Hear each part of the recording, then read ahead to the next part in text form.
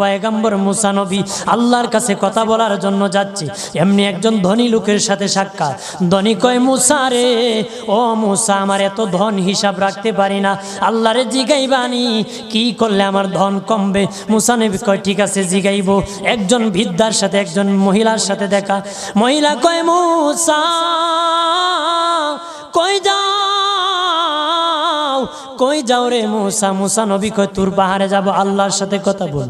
মুসা রে, আল্লাহরে জিগাইবানি, আমি গরিব মানুষ, আমি ভালো কিছু কিনতে পারি না, ছেলে মেয়েকে ভালো কিছু খাওয়াইতে পারি না, ভাঙ্গা ঘর, এত গরিব, ভালো করে ঘর বানাইতে পারি না, আল্লাহরে জিগাইবানি কি করলে আমার উন্নতি হবে, ধনী হব, টাকা পয়সা হবে, আল্লাহরে জিগাইবানি।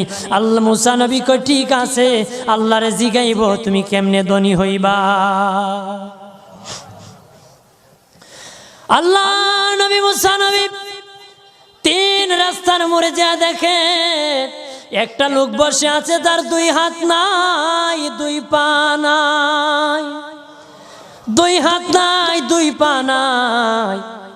ওই লোক ডাক দিয়া কয়, মুসা রে, জীবনে কোনোদিন নিজে হাঁটতে পারি নাই, নিজ হাতে খেতে পারি নাই, কেউ খাওয়াইলে খাই, নতুবা উপবাস থাকি, বৃষ্টি আসলে ভিজি, সেখানে আমি আবার শুকাই। ও মুসা, জীবনে কোনো কাজে দুনিয়ার লাগি নাই, আল্লাহরে জিগাইবানি কোন কারণে আমারে বানাইছে?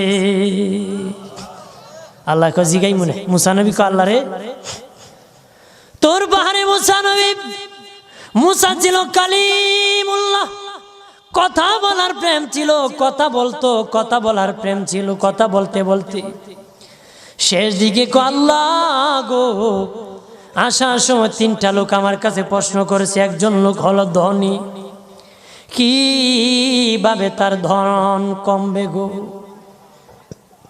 আল্লাহ বলেন, মুসা রে, তারে জানায়া দাও, যাকাত দেওয়া যেন বন্ধ করে দে, শুকরিয়া আদায় করা যেন বন্ধ করে দে, তাহলে আমি প্রভু আল্লাহ সুবহানাহু ওয়া তাআলা তার ধন কমায়া দিব। যদি শুকরিয়া আদায় বন্ধ করে, তাহলে ধন আমি কমাই দেব। এরপরে মুসা নবী বলে, ও মালিক, আল্লাহ একজন মহিলা বলেছে তার গরিব মানুষ, গরিবী হালত জানা, যত ইনকাম করে তার একটা ভাঙ্গা ঘর, ভালো ঘর বানাইতে পারে না গো। ও প্রভু, কি করলে তার ঘর উন্নতি হবে, তার অবনতির থেকে উন্নতি হবে?